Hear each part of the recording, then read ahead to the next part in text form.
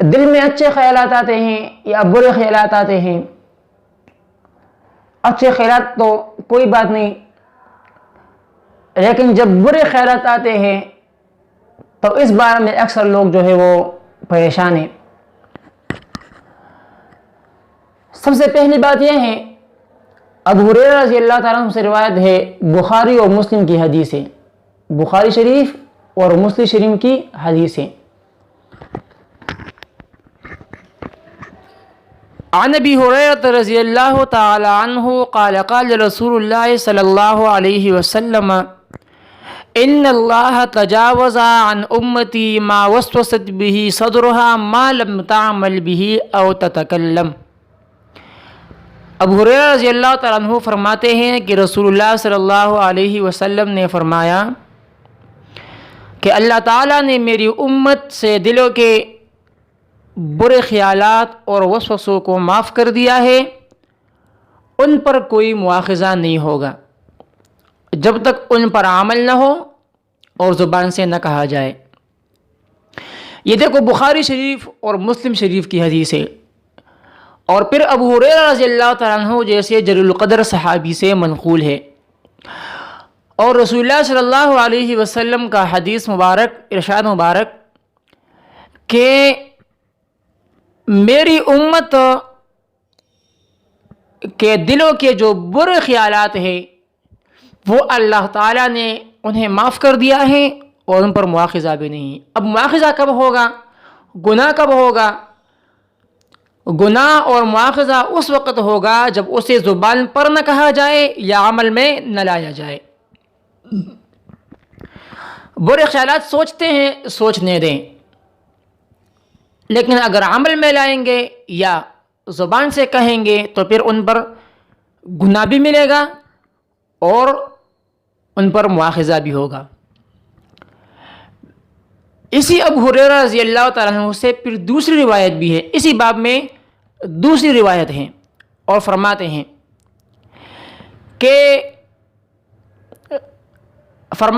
قال جاء ناس من اصحاب رسول اللہ صلی اللہ علیہ وسلم الی النبی صلی اللہ علیہ وسلم فسألوه۔ آپ صلی اللہ علیہ وسلم کے اصحاب میں سے کچھ اصحاب آپ صلی اللہ علیہ وسلم کی خدمت میں حاضر ہوئے اور آپ صلی اللہ علیہ وسلم سے یہ مسئلہ دریافت کیا،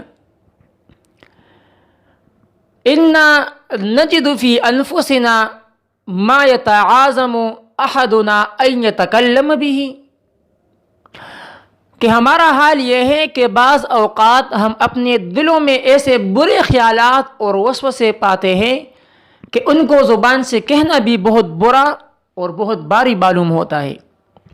دیکھیے اصحاب ہے، اصحابی کالنجوم فبأیہم اقتدیتم اقتدیتم، کتنے بڑے لوگ ہیں اصحاب، ان کو بھی برے خیالات اور ایسے برے خیالات خود فرماتے ہیں اور آپ صلی اللہ علیہ وسلم کو فرماتے ہیں کہ ہمیں بعض اوقات ایسے برے خیالات آتے ہیں کہ ان کو زبان سے کہنا بھی بہت برا اور بہت بھاری معلوم ہوتا ہے۔ کتنی بڑی بات ہے، یہ چھوٹی بات نہیں ہے، یہ بہت بڑی بات ہے۔ تو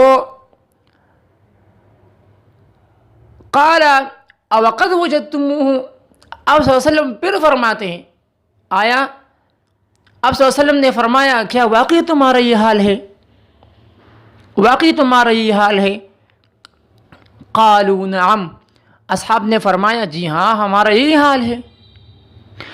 قال ذاک صریح الایمان، آپ صلی اللہ علیہ وسلم نے فرمایا کہ یہ تو خالص ایمان ہے، مسلم شریف کی روایت ہے، یہ تو خالص ایمان ہے۔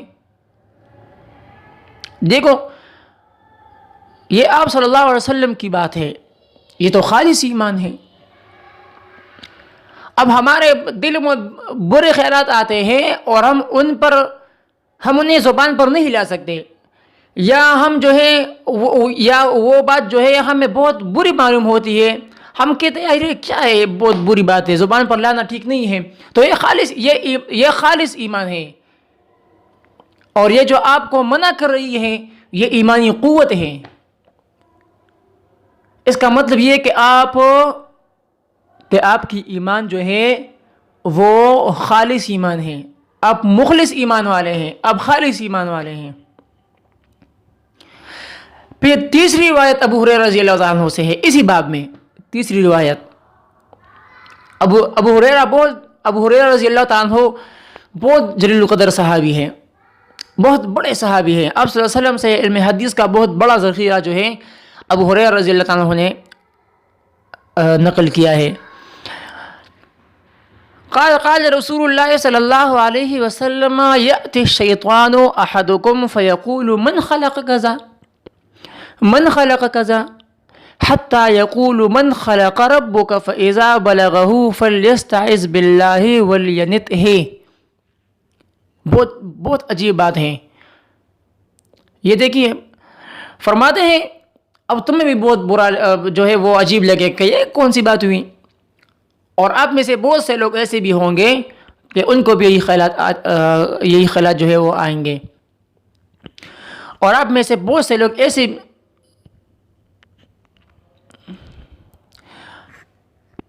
تیسری روایت اسی باب میں، تیسری روایت جو ہے یہ بھی ابو ہریرہ رضی اللہ تعالیٰ عنہ کی ہے۔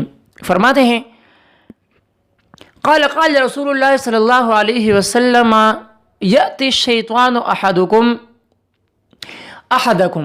یأتی الشیطان احدکم فیقول من خلق کذا من خلق کذا حتی یقول من خلق ربک فاذا بلغہ فلیستعذ باللہ ولینتہ۔ کتنی بڑی بات ہے، بہت عجیب بات ہے۔ رسول اللہ صلی اللہ علیہ وسلم نے فرمایا تم میں سے کسی کے پاس شیطان آتا ہے اور کہتا ہے کہ فلاں چیز کو کس نے پیدا کیا، من خلق کذا، فلاں چیز کو کس نے پیدا کیا، یہاں تک کہ یہی سوال وہ اللہ تعالیٰ کے متعلق بھی دل میں ڈالتا ہے کہ جب ہر چیز کا کوئی پیدا کرنے والا ہے تو پھر اللہ کا پیدا کرنے والا کون ہے۔ اس سوال کے سلسلے میں جب یہاں تک پہنچے تو آپ کو چاہیے اور بندے کو چاہیے کہ جو بھی یہی سوچتا ہے، حدیث شریف میں ہے کہ جو بندہ یہی سوچتا ہے اور یہاں تک پہنچ جائے تو بندہ کو چاہیے کہ اللہ سے پناہ مانگے اور رک جائے۔ یہ بھی بخاری و مسلم کی روایت ہے ابو ہریرہ رضی اللہ عنہ سے۔ ہمارے بعض لوگ کہتے ہیں یار اس پر بھی پکڑ ہوگا، اس پر بھی گناہ ہوگا، یار اس پر گناہ نہیں ہے، یہ معاف ہے۔ اگر اس پر گناہ ہوتا تو پھر یہ احادیث مبارکہ جو میں نے آپ کے سامنے پڑھی پھر یہ نہیں ہوتی۔